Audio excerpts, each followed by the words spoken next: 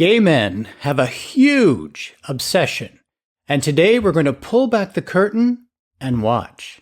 Nah, just kidding. We're going to talk about it, though. Welcome to No Two Gays About It, the show for over 50 gay men, all about subjects that are important to over 50 gay men, and hosted by two, you guessed it, over 50 gay men. Hi, I'm Tom Burke. And I'm Michael Foley. Gay men have a huge obsession with sex and cock size and all of that stuff. And it's not a behind closed doors pillow talk kind of obsession. It's an out in the open, in your face obsession. And today we're going to talk about it. First, we're going to take a look at how gay men bring this sex obsession out to the open. Next, we're going to discuss why sex is so at the forefront, especially for us older gay men. And finally, we're going to try to answer the big question, is at this age, this sexual obsession, this obsession with our penises, is it a little too much or does it really even matter? So join us for this conversation as Michael and I take on the over 50 gay male obsession with sex. Before we get started with the conversation, move on down to the bottom of your screen, click like and subscribe, please. And if you want a notification anytime a new video drops, ring that little bell. Okay, let's talk sex. Now, Michael, you and I differ on a lot of things, and I'm sure today we're going to have different kind of thoughts and opinions on all kinds of things, but you have got to admit that the gays are obsessed with sex. I do, but I also think our culture is obsessed with sex because no matter where you look, whether it's a television ad, whether it's a print ad, whether it's a billboard, it's culturally acceptable now to have everything sexually charged. Granted, we homosexual men have raised it to an art form, but, we have to acknowledge that everybody's obsessed with sex. Well, I totally agree that, yes, it's not just the gay men. Straight guys are obsessed with sex as well. However, like I said, the gay men are bringing it really right out there, right in the open. This is it. I remember one of the first times that I went up to San Francisco, walking through, I don't even know what area I was in, and some guy comes walking by in a jockstrap, and there's got a guy on a leash, also in a jockstrap, and I was like, oh, okay. Okay, I'm going to safely assume that you're in the Castro at the moment, right? Probably. Yeah. That's a safe environment those were our hoods. They were places we could go and express that. I'm assuming they weren't walking through the business district. No, but okay, safe hood. You're still out in public, and it's still like, here I have this whole sexual thing, and I'm proud of it, and I'm going to be showing it. But as I said, gay men really kind of bring it out. So where else do you see this sexual obsession happening? It's definitely in pride parades. Oh, okay. Yeah. Without a doubt. Sometimes I'm watching, and because this is, televised and the whole world is watching, and I get a little bit like cringy, embarrassed, like, oh, guys, why are you doing that? Why is this what you're showing everybody? Yeah, I know you're probably going to be shocked by this, but I agree with you 100% because okay, great. For a pride parade, it's representing an entire community. And it is, unfortunately, the media's way to put something exploitive so people watch. And what they go for are usually the fetish communities, which there's absolutely no shame in that. And you should embrace it, and you should love every aspect of whatever it is you decide to do in the bedroom. But in moments like that, I think it would behoove us to think of the community as a whole.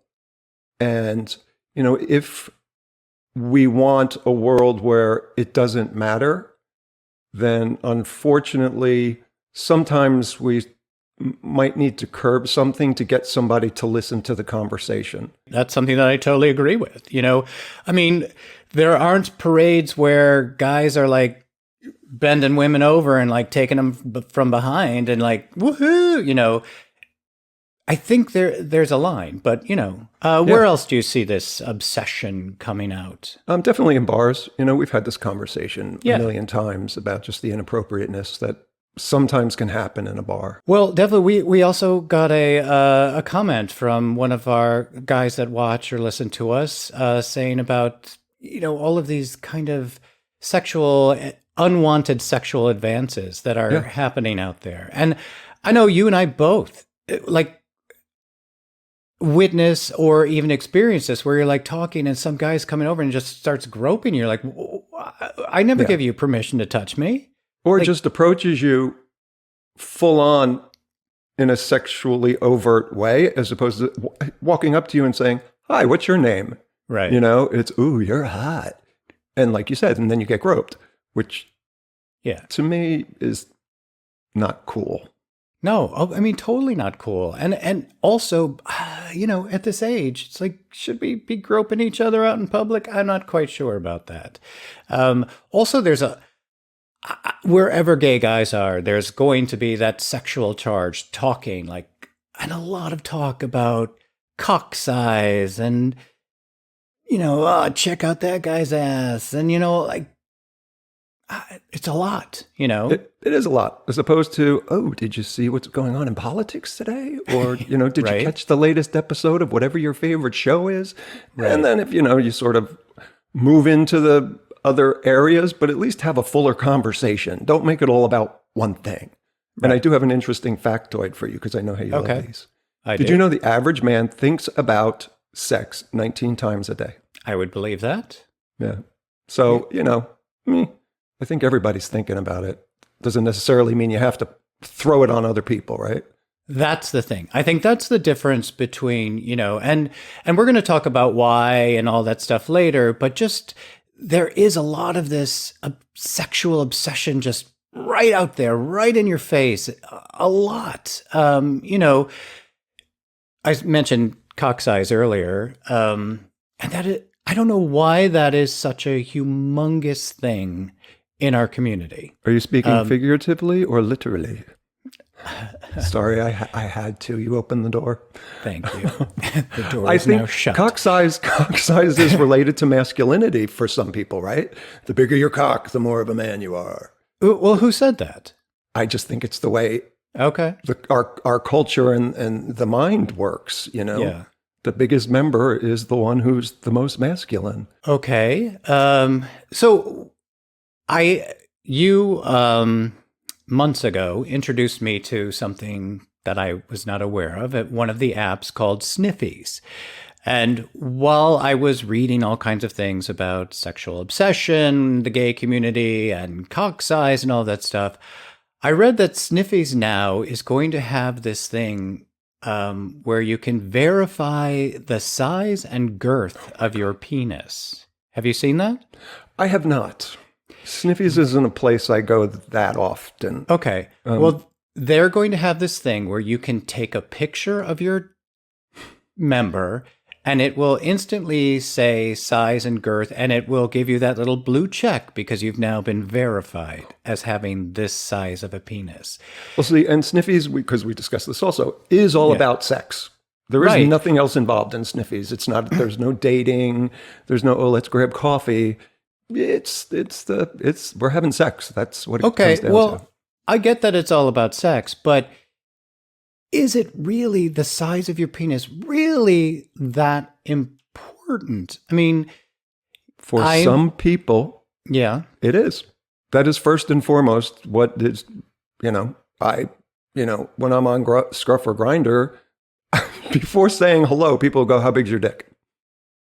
Wow. So there's a lot of people out there who it is a big thing for. Apparently. I'm just a little shocked by that. I mean, everybody loves a nice dick, but if you're cutting people off just because of, maybe they're only 8 inches and you wanted 9, so get away from me, is that taking the obsession a little too far? I'm not quite sure about that. I think that's taking any other form of contact with a human being out of the equation. Yeah. Which, if that's what somebody needs, and you're all about the sex and you don't want anything else, then more power to you. So there is a really huge gray area when it comes to this conversation. Because we definitely don't want to shame people who are just sexually motivated and want to have sex all the time. It's awesome. Have at it. Go crazy. No. Right? Yeah, we're not shaming or judging or anybody. We're just talking about that this is out there, and so many men our age are in this obsession of sex and cock size and, just exploring their sexuality. And I don't know. We're just discussing this. We're not absolutely right. No judgment here. So Anywhere please else? Realize that, folks out there, this is not a conversation about judgment. It's a conversation Tom and I are having that sometimes baffles both of us. Yeah. So before we move on, anywhere else that you kind of see this sexual drive, this obsession? There's 100 places, but I think I'm going to go back to the bars again because that's the place where it bothers me the most. Okay. Why? Because again, somebody coming up to you and introducing themselves before they paw you or were like, ooh, nice ass, or put their hands on your ass, to me is a nice thing. And because I'm one of those people who I love sex. I enjoy it thoroughly. I experience no shame, no inhibitions, but I do like to have a connection. And for me, if somebody does that, it's just a massive turnoff. And you could be, I was going to say Henry Cavill, but that would be okay with me in that moment. That would be one of those times where you're like, okay. I'm going to go with it anyway. But it's just usually a huge turnoff for me. Right. Well, what about, as everyone knows, I'm not a bar guy. What about those, bars that have special nights like underwear night or jockstrap night or, all of that? Like that is really bringing this sexual obsession out to the public there. And the reason I don't go out on nights like that, because I know they're sexually charged nights. That's the environment that's created on those specific nights. So for me, I don't go. Right. I will go any other night to a bar, but I don't go on those nights. And that's just my preference because again, I want something a little bit more than just a sexually charged environment. When I'm in a bar, I like conversation, that's just me. I'm assuming back when you were younger that you did go out to bars in New York like I did, right? No. Oh, well, then never mind. My question is moot. Well, what was the question? I was just going to ask you if when you experienced those situations where somebody approached you as a piece of meat. Yeah. And I'm sure it was New York, so it happened outside of bars as well. How did you feel about that? Did you feel like you were being, like, again, you're a steak at Ralph's? Oh my God. Yeah. I mean, again, we've discussed this a lot. At one point, I had 14 different restraining orders out there because people were always coming and touching me or wanting to, and again, this is a million years ago, but I was the guy up there on the billboard. So they felt like, oh, I can touch this guy. Like, I don't know why that was, or they saw me in something and it was like, oh, and so you're mine because in fact, here's something that was kind of disgusting. This man I met, an older man, and I was, in my 20s, this older man, probably not as old as we are, but in his 40s, maybe close to 50, came up to me and said, the entire time you were on the screen, I was licking it. And I was like, what? That was his intro? Yeah. Oh, that was like a Lord. Hi. And yeah, okay. I'm like, yeah, okay, I gotta go, and again, I think that's that obsession where it's like, it's okay to say these things. It's not, I feel it's not. I feel there are appropriate times and places to say that. Or again, feel the water, right? Stick your toe in the water and see if somebody's on the same page. Right. There's nothing wrong with doing that because it shows respect for somebody else, as opposed to just objectifying. I just want to say that in all of those years that I was constantly getting those restraining orders, most of them were against women, just so you know. It wasn't all gay men, although I have so many of those Me Too moments with gay men in the industry that I was in. But yeah, it was not just the men. It was women who were being so non-appropriate and feeling that they could just do whatever they wanted. It was weird, very weird. So yeah, it's not just gay men that are obsessed with sex, or whatever it is. It's, as we said, it's everybody. It's everybody. But you know what? Let's move on and discuss why. Why do older gay men, because that's who we're talking to and about us, why is this obsession with sex at the forefront in pretty much everything that we're doing? Any clue as to why? I think for a lot of us, we didn't get to explore, especially our generation, we didn't get to explore our sexuality until later in life. When we were adolescents and teenagers, we didn't have the ability to be dating. If we were dating, we sort of had to live in a closet. We were dating a girl and we knew who we were, but we weren't able to express it. Right. So I know for me, when I first came out at the age of 18 and a half-ish, I was like a kid in the candy store because I wasn't one of those people who dated girls because it went against everything I knew I was. So I went a little nuts and I had a blast. But, there was a point where I realized, I just want a little bit more. And this is me. I wanted more than just the sexual experience. I wanted to make a connection. I wanted to fall in love. I wanted to experience intimacy. I wanted all that stuff. Right. So, yeah, I think it's just because we were denied that when we were younger. Well, definitely there is that whole stunted development, as you were saying. There's a thing called the second puberty for people that do miss out on those natural experiences that we all couldn't because we were hiding or shamed for being who we were. So yeah, a lot of people came out in their 20s or even in their 30s or maybe even later where they were like, woohoo, now it is all about sex and it is all about cock size and it is all about that stuff, But we're old now. And so I think some people are just stuck in that, which is something that I do want to read to you that I found. A couple of things. First of all, is obsession comes from forbidden thoughts and behaviors, taboo subjects that we have been kind of told to squash away. It's called a purely obsessional OCD. So it's actually something, this OCD, right. Sexual obsession, because we were told as children that you're wrong. Do not think about sex. Do not get a boner while you're do not watching. Masturbate.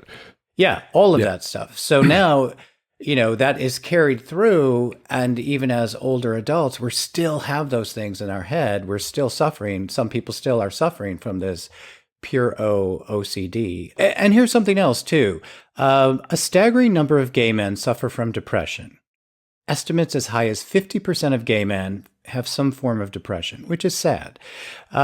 Because of gay men's anxiety and depression stemming from childhood rejection for being gay, this whole sexuality thing takes over part of their brain, which then becomes so important because they weren't allowed, as you said, in the very beginning, this delayed development part. And so they continue to bring that into their worlds, even at our age. Yeah, it's sort of like the Peter Pan syndrome, right? You never grow exactly. up. And right. Hopefully, we get to a point where it's like we're able to put those hurts and those wounds aside and experience something else. Right. And I think that's what we're talking about. Well, yeah. And another reason why, in everything that I read, why this sexual obsession with gay men, especially in our age group, over 50 and even higher, is now with social media, is really bringing that sexual thing to the forefront. I mean, you and I remember way back when, where like the only sexual thing you could see on TV was maybe, Battle of the Network Stars, when they were in their Speedos swimming and you're like, ooh, there's a hairy chest. Like, I've never seen that, like nowadays 24/7, you could be looking at all kinds of things, whatever you want to look at. Yeah. And any time of day. We had to work to find any sort of visual stimulation when we were younger. Like to go to this is,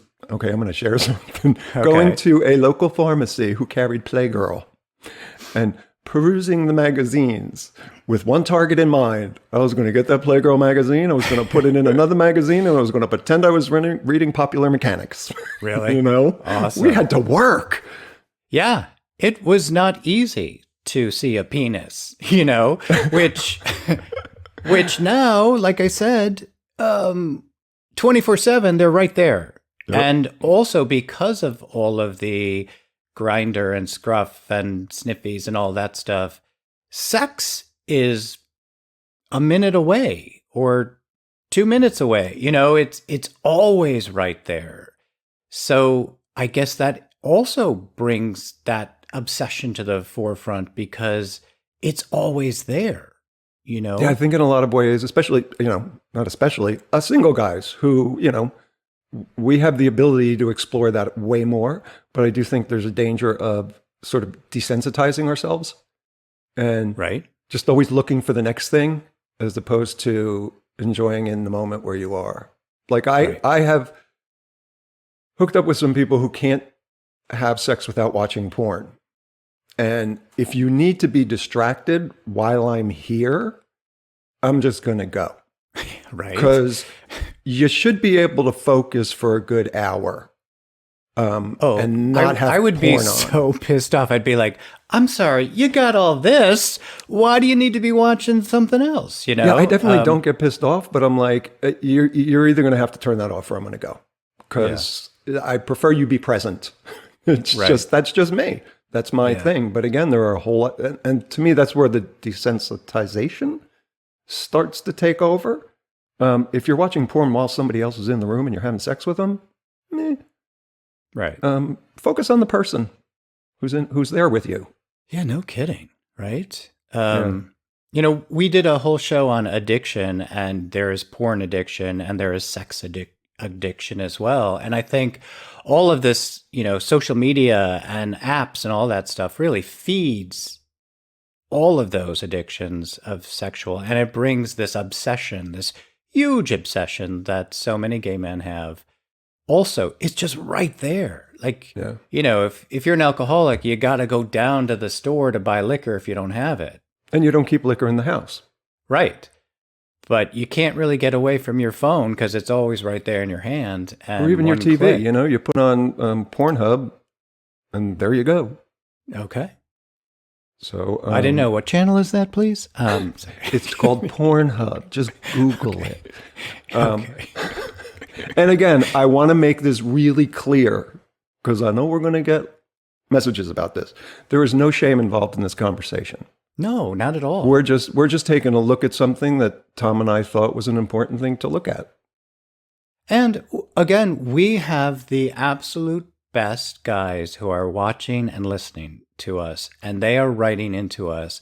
And a lot of them have mentioned this. Like I mentioned earlier, there was a guy who wanted us to do a whole show on that kind of unwanted sexual advances. Yeah, all of that stuff, which we're probably going to do. But, you know, we're also hearing from guys about this sexual obsession that so many gay men have. And people are wondering, like, seriously, and here comes our next question. At this age, being over 50, or as I and you are both over 60, and there are guys over 70 and over 80 who, by this age, should we let this obsession with cock size and sex go? And is there more to life, or does it really matter? What do you think? Does this matter? I'm going to give you a hard no on letting it go, because obsession, absolutely. Try to let that go. But being a sexual being, I don't think we should ever let go of that, regardless of what our age is. You know, so. But I do think there's always healthier ways of doing stuff. And again, there's no judgment here. It's just when it becomes your sole focus, that it might be one of those things that you want to take a look at. I know that had sexual addiction issues when I was in my 20s. There's no question about it, because I was seeking validation through other people. And to me, that's how it filled me up. So, Right. But I've also learned to enjoy sex and not feel any shame about it and just enjoy whoever I'm with. So I want to keep that hopefully until the day I die. Well, I definitely think, sexuality is such an important part of who we are. And as we've also done some shows on sex and sex lives, and we're going to do more and more because that is such an important thing to those of us aging in this gay community. And as we're aging, sex becomes not as easy for a lot of people, but the sexuality part is incredibly important, that we continue that throughout our lives. But it's this in-your-face sexuality thing that is a little bit cringy to me, where it's like, dude, let's talk, like you said, let's talk about something else. I don't care about how big that guy's penis is. I care about you, like what's happening in your life. That's where I think, for me, it's just a little bit too much, especially, again, we're at this age. It's like, that was great. And it was fun to be sexual and all about sex and being free and whatever when you're younger. But sometimes it's like, dude, there's more to life. And this is just my opinion. I know you're going to differ with me on this. No, I think you're right. You just rang a little bell for me. And it goes back to that stat about 50% of gay men experience depression. And it dawned on me, because I know like I said, I experienced this when I was younger and had my issues with sexual addiction, that even after sex, I've still felt lonely because I didn't make a connection. Right. And maybe that's the bridge that needs to be built to maybe help combat the depression, is to make a connection on a different level. I mean, you said that perfectly, right? You want a little bit more. So it's like eating a bag of Cheetos instead of having a really well-balanced, healthy meal. You're definitely going to feel great about that bag of Cheetos, man, when you're digging in. But, 20 minutes later, you're going to feel like crap, and your body's going to want more nutrition. Right? Or at least a cupcake or something. Yeah. To balance out the carb thing, right? Well, salt and sugar. Give me more sugar. Balance it. Yeah. You got to balance out everything in your life. Yeah. I also feel, we mentioned this earlier about the pride parades and how, and this image we're putting out to the world. I get it that especially guys our age and older fought for the right to be able to run down the street in a jockstrap and, woohoo, be our sexual freedoms, whatever. But I also feel that especially now with what's happening out there politically, people are looking at us, coming at us next. And it's like, it's easier to come after these guys who are running down the street in their jock straps and go like, see, this is what they're doing to society. It's only about the sex. That's what they see. That's their visual. Right. Which is why, for me, I just feel like some of the stuff, I could care less what anybody does. Seriously. Like, really, as long as you're not hurting somebody else or yourself, do it. Do whatever you want. And as we see, like, there is a pot for every kettle or pot. There's a lid for every pot. A lid for every pot. There are people that want to do the same stuff you want to do. Absolutely. Somewhere. Find them, do it, have a great time. But bringing it so far out into the open is not really doing our community that much good. Yeah, because like we said earlier, you have to think about the bigger picture and the bigger community when you're in an environment that's not just a gay bar or, an event that's solely for us. Then do whatever it is you want. But there is, an idea of representation out in the bigger world. And like you said, man, they are coming after us again. Yeah, they just that's are. The thing. And so can we maybe just get off the sexual aspect of the community just for a moment when we're out in a bigger arena? Right. And remind them that we love just like they do. Exactly. And, that's why I have always felt so important that my husband Scott and I get out there to show people that, yes, you don't have to choose this in life, to the younger gays, and you don't have to agree with us, but we're living the same, committed life together just as other people. So I think the examples that we're putting out there is very important. But also because of me being my judgmental image person, sometimes I see guys my age in their shorty shorts and their crop tops, and I'm like, dude, no, you need to go home and change. That's a whole nother conversation. See, that would be one that would be great to have because it's in your wheelhouse. It's about image. Yeah. And how we represent ourselves and what we want the world to see. But, I have, with friends, I will say, like, seriously, why are you doing that? And they're like, well, it's my choice, my freedom, it's my sexuality. Yes, I agree with all of that. But do you need to, shop at Ralph's or, the grocery store in your little shorty shorts and crop top when, seriously, your ass is 15 inches lower than it used to be? I mean, we're all there. I mean, we're all experiencing what gravity is doing to us, So yeah, I think great. You do you, but just remember, we're also stepping out and representing our community. Just my opinion, And it's, just like everybody else's opinion, it's a really valid one. Well, and that's why we have these conversations. Exactly. To just show different perspectives and to get you guys to talk as well and to communicate with us and to communicate with your friends and see how they feel about things. Yeah, we are not saying that we're right about anything at all. But we want to have these conversations. Someone's got to say something. And I think if we started, you guys will join in just like you have every week, every show.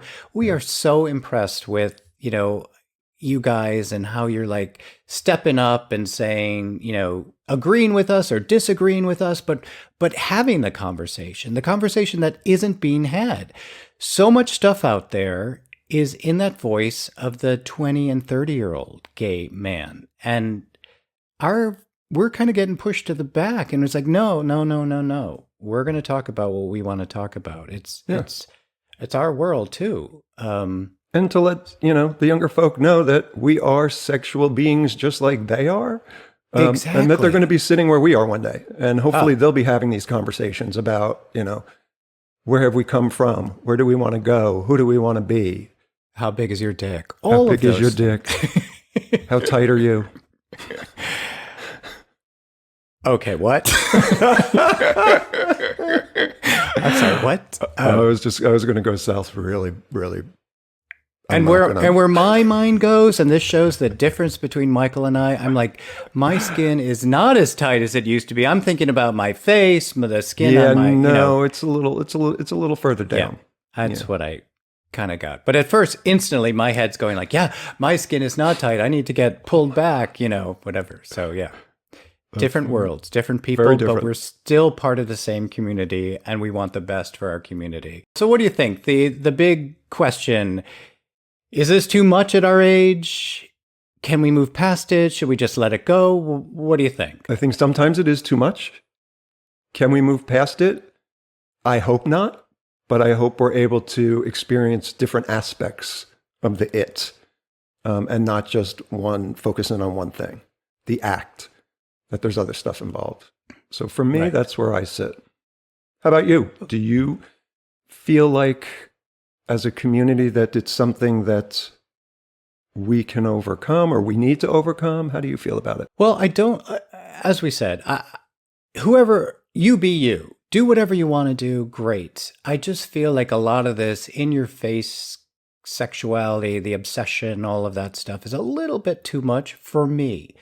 I don't choose to go to the bars because I don't want to hear and see all of that stuff. But I also think that we have an obligation to our community as a whole to put a really good foot forward so that the entire world can look at us and go like, you know what? They're not so bad. I don't need to come after them and take away all of their rights. Just see the bigger picture that we are a little bit more than just our sexuality.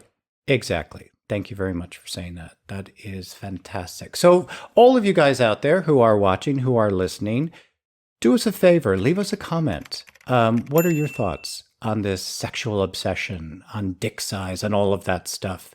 Do you think it's going too far? Do you think it's not far enough? We'd love to hear what your thoughts are. Not only is giving us a comment going to help us figure out how to continue to bring better and better shows to you guys, but it also gets us up and out there into the world so that we can be found and heard by other gay guys who might not be in communities that are as open and accepting as some of us. So yeah, we would love to hear from you. And wherever you're listening to us podcast, give us a great review, because that also gets us up and out there and so others can find us. Yeah, and please, if you're out there and you are so inclined, hop over to our Patreon and become a contributor to our show to help us to continue to have these conversations on a regular basis. And that's patreon.com/no2gays about it, and become one of our contributors. We'd greatly appreciate it. All right. So, Michael, where else can people find us? People can find us across social media. That includes Facebook, Instagram, TikTok, Threads, and YouTube. Don't forget YouTube. Hopefully that's where you're watching us now. And we really want to send out a very special thanks to our Patreon supporters at the executive producer tier.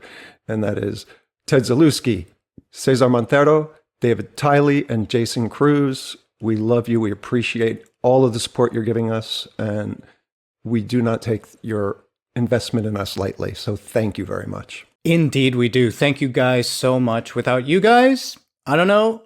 We need you to continue. So thank you, thank you, thank you. And again, if you guys are watching us on YouTube, please click like and subscribe, and tell all your friends to subscribe as well, so that we can get this conversation going to all of the guys like us over 50.